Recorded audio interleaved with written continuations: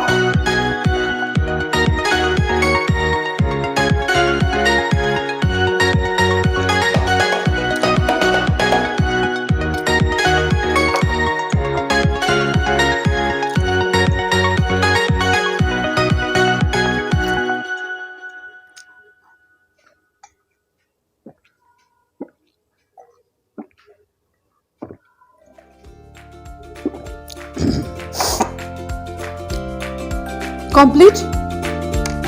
আজকের ভিডিওটি কেমন লাগলো আমাকে অবশ্যই কমেন্ট করে জানিও।